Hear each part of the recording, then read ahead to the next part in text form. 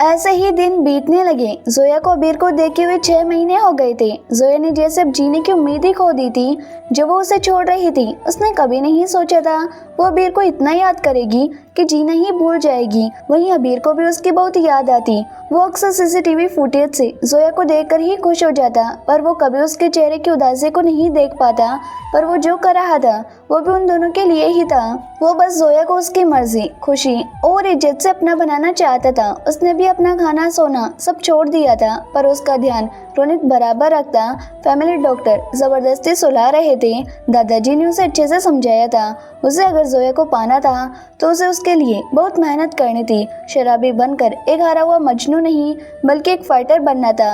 यही सीख उन्होंने उसे बचपन से दी थी। उसके पूरे ही घर वाले उसे सपोर्ट करते थे क्योंकि सब उसके दर्द को समझ रहे थे। उसके घर वालों को जब पता चला कि जोया नाम की लड़की अबीर को छू सकती है, उसके साथ उसे सुकून मिलता है, पर उनके अलग होने की वजह जब पता चली तो वो सबको भी अबीर के लिए बहुत बुरा लगा था। अबीर की माँ और दादी माँ जोया को मनाने के लिए कुछ भी करने को तैयार थी। आखिर किस माँ को अपने बच्चे को तड़पते हुए देखना अच्छा लगता, पर अबीर ने उन्हें भी रोक दिया और बोला, माँ दादी अगर वो मुझसे प्यार करती हैं तो वो मेरे पास खुद लौटकर जरूर आएंगी। और सभी को बस उस घड़ी का इंतजार था जब जोया अपने पाँव की बेड़ियां तोड़कर उनके बेटे के पास लौट आई। उन्हें भी अपने पोते का मुंह देखना था, वरना वो तो एक टेस्ट ट्यूब बेबी के बारे में सोच रहे थे। जब ये चमत्कार हुआ तो वो क्यों फिर ये मौका खो दें। वो सब बस ऊपर वाले से बस दुआ ही कर सकते थे। वहीं 6 महीनों पहले जोया का बर्थडे था।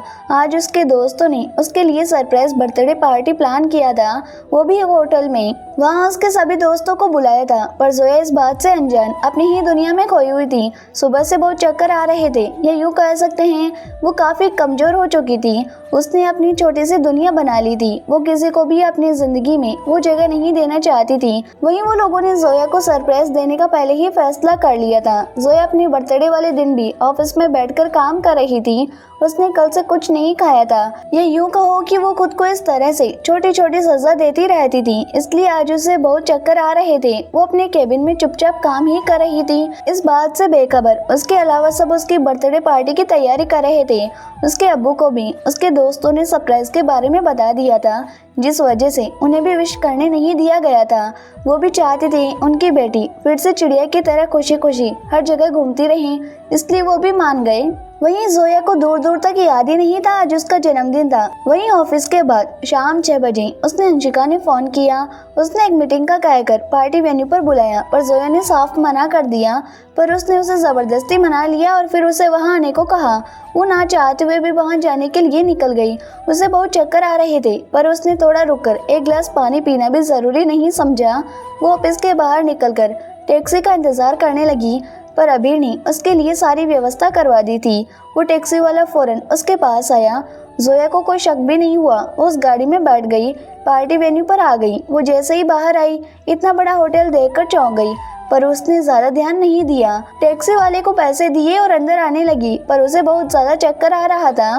उसने अंशिका को फोन किया। उसने सीधा ऊपर वाले फ्लोर पर आने को कहा। जोया जब वहां पहुंची बहुत अंधेरा था। जोया डर गई। उसने बार बार अंशिका का नाम लेकर पुकारा, पर उसकी कोई आवाज नहीं आई। वो फिर भी हिम्मत करके धीरे धीरे आगे आकर पुकारने लगी, अंशु कहाँ हो तुम? किसी को कोई आवाज नहीं आई। फिर भी वो खुद को संभाले हुए थी। वहीं जैसे वो हॉल के बीच पहुंची, वहाँ लाइट ऑन हो गई और सबने एक साथ कहा, सरप्राइज। जोया चौंक गई। तब अंशिका और नव्या आगे आए और केक के पास ले जाते हुए प्यार से बोले, चल केक कट कर। जब जोया की नजर केक पर गई तो उसकी आंखें नम हो गई। उसे बार बार अबीर ही याद आ रहा था। यहाँ सब थे, पर उसका दिल उदास था। उसके चेहरे पर एक छोटी सी मुस्कुराहट भी नहीं थी। वहाँ अबीर से भी नहीं रहा गया तो वो ना चाहते हुए भी उसके सामने आ गया, पर उसके चेहरे पर अभी भी मास्क था ताकि जोया उसकी आंखों का दर्द न देख सके।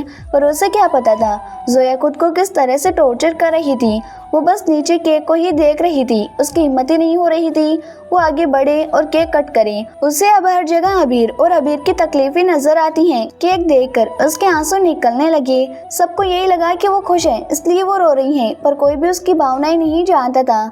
यही अबीर जब उसके सामने खड़ा था, वो वहीं खड़ी अपने आंसू बहाती है, अबीर को ही याद कर रही थी। वही अंशिका ने जैसे उसे रियलिटी में वापस लाते हुए उसे केक कट करने को कहा। जोया ने अपने आंसू साफ किए और चुपचाप कैंडल्स को बुझा दिया और केक कट करके उन दोनों को खिला दिया। पर उसका दिल अचानक जोरों से धड़क रहा था। अपने पास अबीर के होने का एहसास हो रहा था। वहीं अबीर भी उसको देखकर अपनी भावनाओं पर नियंत्रण नहीं कर पा रहा था, इसलिए वो उसके सामने नहीं आ रहा था। वहीं जोया बस फॉर्मेलिटी पूरी कर रही थी। सभी एक एक करके उसे आकर विश कर रहे थे। उसे भी यहाँ घुटन होने लगी। वो यहाँ से दूर भाग जाना चाहती थी, पर उसे अकेला ही नहीं छोड़ा जा रहा था। उसे और बर्दाश्त नहीं हुआ। यही उसे लग रहा था अबीर अभी उसकी तरफ आ रहा था और ये सच था, पर उसे लग रहा था ये एक सपना है और वो नींद में जाने से पहले ये सपना देख रही थी। वहीं जैसे ही वो उसके पास पहुंचा, जोया बेहोश हो गई थी। सब शौक थे। वहीं अबीर भी घबरा गया था। वो उसके करीब आते ही बेहोश हो गई थी। वो गिरते उससे पहले ही अबीर ने उसे थाम लिया था अपनी बाहों में। वहीं अंशिका और नव्या भी घबरा गई थी। वहीं अबीर की तो जैसे सांसें ही थम गई थी। उसने उसे अपनी बाहों में उठा लिया और फौरन हॉस्पिटल के लिए निकल गया।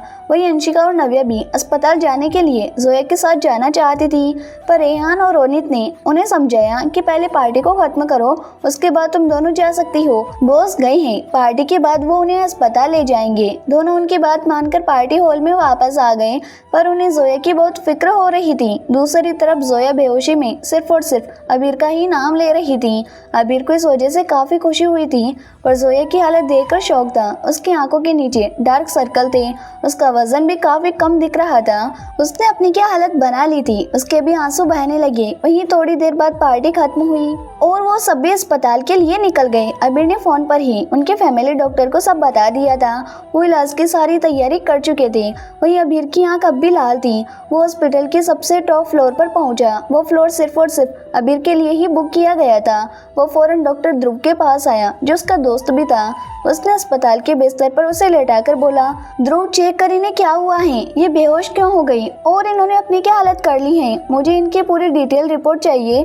ध्रुव ने अबीर को इंतजार करने को कहा और उसे चेक करने लगा। वहीं बाहर आकर अबीर वहीं दीवार से टेक लगाकर खड़ा हो गया था और अपनी आंखें बंद करके बस जोया के साथ बिताए पलों को याद कर रहा था। तभी वहाँ अंशिका, नव्या, रेहान, ऋतिक और रोनित भी आ पहुंचे।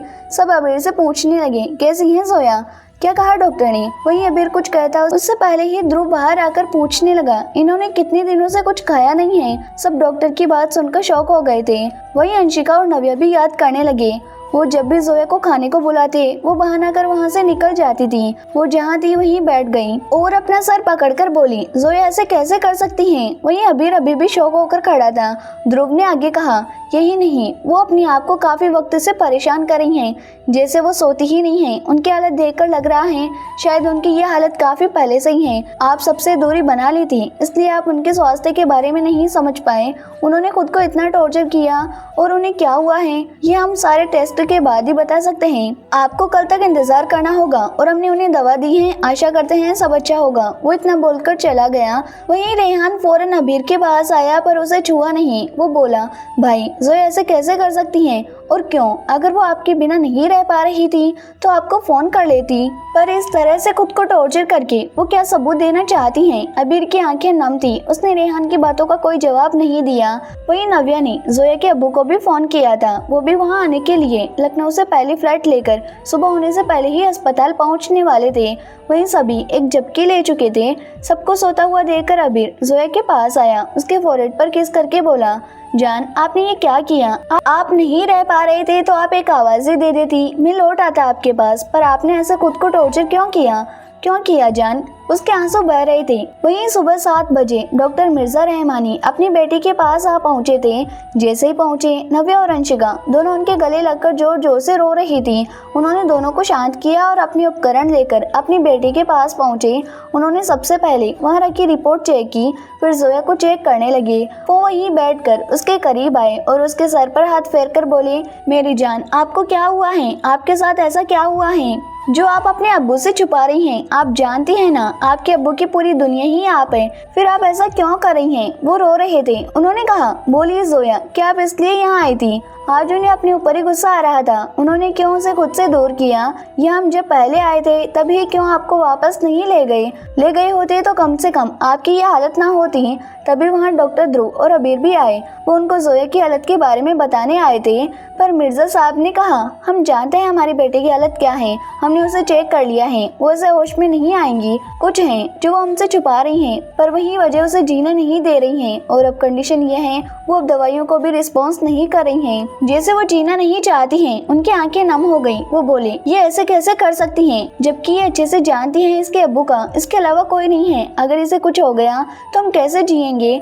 उनके आंसू बह रहे थे। डॉक्टर ध्रुव ने उनके कंधे पर हाथ रखकर उन्हें सांत्वना देने की कोशिश की, लेकिन उन्होंने खुद को संभालते हुए कहा, नहीं, हम इसे नहीं खो सकते, हम इसे ठीक करके रहेंगे। वो उसका हाथ पकड़कर वहीं बैठ गए और उसका सर प्यार से सहलाकर बोले, मेरी जान उठिए, देखिए आपके अब्बू आपके पास हैं, आपको जो चाहिए आपके अब्बू वो ला देंगे, पर आप अपने अब्बू को ऐसे सजा नहीं दे सकती। उठिए बच्चा, आपको जो चाहिए वो आपके अब्बू करेंगे। बोलिए जोया, अपने अब्बू से बात कीजिए। वहीं जोया का दूसरा हाथ जब अबीर ने पकड़ा तो उसके हाथ में एक मूवमेंट होने लगी। मिर्जा साहब सब समझ गए। उन्हें अपनी बेटी की बेवकूफ़ी पर गुस्सा आने लगा। वो उन्हें बता देती तो क्या वो उसकी खुशी के लिए नहीं मान लेते। खुद को ऐसे टॉर्चर करना क्या जरूरी था। तभी जोया के मुंह से निकला, अबीर अबीर। वहीं अबीर ने धीरे से कहा, मैं यही हूँ आपके पास, प्लीज अपनी आंखें खोलिए जोया, प्लीज। उसका गला भी भर गया, उसकी आंखें भी लाल थी। वहीं जैसे जोया के दिमाग में एक जंग चल रही थी। उसने कहा, अबीर, अब्बू। मिर्जा साहब की आंखें नम हो गई थी। उनकी बेटी इतनी तकलीफ में इतने दिनों से थी, उन्हें उसके दिल का हाल कैसे पता नहीं चला। वो रोने लगे। जोया की आंखों से आंसू बहने लगे, जैसे वो कोई सपना देख रही थी। वो नींद में ही बहुत बुरा सपना देख रही थी। अब्बू नहीं, हमें छोड़कर मत जाओ, हम नहीं जी सकते आपके बिना। अब्बू, हमने कुछ गलत नहीं किया, कुछ भी जानबूझकर नहीं किया अब्बू। मिर्जा साहब शौक थे और वो अब भी बुरी तरह से रो रही थी। वो बोली, नहीं, हम ऐसा नहीं कर सकते। वो पसीने से तरबतर होने लगी, उसकी सांसें तेज हो गई। वो सपने में भी रो रही थी। नहीं अब्बू, हम आपको धोखा नहीं दे सकते, नहीं, कभी नहीं। उसकी पकड़ दोनों के हाथों पर मजबूत हो गई। अबीर ने जब उसकी हालत देखी तो खुद को ही उससे दूर करना चाहा, पर तभी जोया पूरी तरह से रो रही थी। नहीं अबीर, हमें छोड़कर मत जाओ, नहीं, नहीं जी सकते हम आपके बिना, प्लीज मत जाओ, प्लीज। वो बहुत घबरा रही थी। वही ऐसे ही काफी देर तक वो ऐसे ही कभी अब्बू तो कभी अबीर बड़बड़ा रही थी। वो दोनों को खोना नहीं चाहती थी। डॉक्टर ध्रुव ने उनकी हालत देखी, फिर उसे नींद का इंजेक्शन देकर सुला दिया और उन दोनों को ही अपने कैबिन में बुलाया। वो दोनों आगे पीछे ही ध्रुव के वार्ड में आ गए। वहीं जैसे ही अबीर ध्रुव के कैबिन में आया, उसने गुस्से से ध्रुव से कहा, वो अब तक होश में क्यों नहीं आई है ध्रुव, लगता है तुम जीना ही नहीं चाहते हो ना। ध्रुव डर गया। वहीं मिर्जा साहब के चेहरे पर मुस्कान आ गई।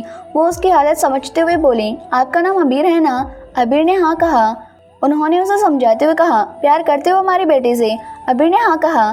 फिर मिर्जा साहब बोले, यही उसका इलाज है, वो हम दोनों से बहुत प्यार करती हैं और किसी को खोना नहीं चाहती, इसलिए वो दिन रात खुद को पिछले 6 महीनों से टॉर्चर कर रही थी। अबीर तो जहाँ था वहीं बैठ गया। क्या आप कल्पना भी कर सकते हैं कि जब से जोया उससे दूर हुई थी वो अपने आप को सजा दे रही थी, पर उसने किसी से कुछ भी नहीं कहा। पर क्यों? उसके अंदर बहुत से सवाल उठने लगे। मिर्जा साहब बोले, मैं 5 महीने पहले यहाँ आया था। नव्या और अंशिका बेटी ने मुझे जोया की हालत के बारे में बताया था, पर मुझे यह नहीं पता था उसकी वजह आप हो। मुझे लगा शायद वो नए माहौल में खुद को एडजस्ट नहीं करना चाहती थी, इसलिए उसकी ये हालत है। इसलिए मैंने उससे काफी बार पूछा, पर उसने मुझे कुछ नहीं बताया। मेरी बेटी बचपन से ही ऐसी है, उसे जब भी कुछ चाहिए भी होता था तब वो कभी मुझसे नहीं कहती थी। वो हमेशा खुद को बस कमरे में लॉक कर लेती थी। मुझे ये बात नव्या और अंशिका से पता करनी पड़ती थी उसे क्या चाहिए। ना ही वो कभी कहती हैं, ना ही उसे मांगना आता है। वो अपनी माँ के ना होने की वजह से कभी ऐसा कोई काम नहीं करना चाहती थी जिससे वो मुझे भी खो दें। शायद इसी वजह से वो अपने कदम तुम तक नहीं बढ़ा पाई और वो खुद को सजा देती रही। अगर वो मुझे बताती तो भी मैं कभी इनकार नहीं करता, पर उसने मुझे नहीं बताया। इसका मतलब है बात काफी बड़ी है। क्या हुआ है अब तुम मुझे बताओ ताकि मैं ठीक कर सकूं। और मुझे सिर्फ सच सुनना है। मुझे मेरे बेटे ठीक चाहिए, पहले की तरह हंसती खेलती। अबीर ने कुछ सोचकर उन्हें सब कुछ सच बता दिया, यह भी कि वो शादीशुदा हैं और जोया ने उसकी सच्चाई जानने के बाद उसे छोड़ दिया है। उसने अपनी बीमारी के बारे में भी उन्हें सब बता दिया। वो कुछ सोचते हुए बोले, बेटा आपको ये कोई बीमारी नहीं है। अबीर शौक हो गया। मिर्जा साहब आगे बोले, मैं डॉक्टर हूँ, साथ ही मुझे काफी शौक है रिसर्च करने का, नई नई बीमारी के बारे में जानने का, नए नए एक्सपेरिमेंट करने का। मैंने आज से 20 साल पहले इस वायरस के बारे में पढ़ा था। ये वायरस डी है जो अगर इंसान को इंजेक्ट करवा दे तो उसकी हालत आप जैसी हो जाती है। यानी कोई है जो नहीं चाहता आप सरवाइव करो, क्योंकि आप ही शायद बड़े होकर आपकी फैमिली के हेड बनते हैं। इसी तरह आपको रास्ते से हटाने के लिए ये वायरस आपको इंजेक्ट किया गया है। अबीर शॉक हो गया। वहीं ध्रुव का भी यही हाल था। उसने काफी कोशिश की थी इस बीमारी के बारे में पता करने की, अब तक कुछ नहीं पता चला था। मिर्जा साहब आगे बोले, ये वायरस शायद आपको 6 साल की उम्र में दिया गया होगा, तभी आप सरवाइव कर पाए। अगर उससे पहले दिया गया होता तो आप जी नहीं पाते, क्योंकि इस तरह सबसे अलग रहना इतना आसान नहीं है, वो भी अपने सारे दोस्तों और परिवार से दूर, वो भी इतनी छोटी उम्र में। चौंकाने वाला है, आप इतने सालों से बिना सोए बिना किसी को टच किए जी रही हैं, तो आप अपनी जगह ठीक थे और जोया अपनी जगह। मैं जल्द ही आपकी बीमारी का एंटीडोट बना दूंगा, लेकिन आप इस बात का जिक्र किसी से नहीं करेंगे। मेरे पास ये वायरस है, इसलिए मैं इसका एंटीडोट बना लूंगा, पर आपसे एक वादा चाहिए, आप ठीक होने के बाद भी मेरी बेटी को कभी धोखा नहीं देंगे और उससे उतना ही प्यार करोगे जितना आप करते हो। अबीर ने हाँ कहा। अबीर ने डरते हुए पूछा, क्या आप हमारी शादी के लिए मान गई हैं अंकल? तो दोस्तों क्या जवाब देंगे मिर्जा साहब, और क्या जोया हो जाएंगे ठीक, और क्या होगा उसका फैसला? इस कहानी का अगला मोड़ जानने के लिए अगले वीडियो का इंतजार करिए। मिलते हैं अगले वीडियो में, और आपको कहानी कैसी लगी कमेंट करके जरूर बताएं और चैनल को भी सब्सक्राइब करें।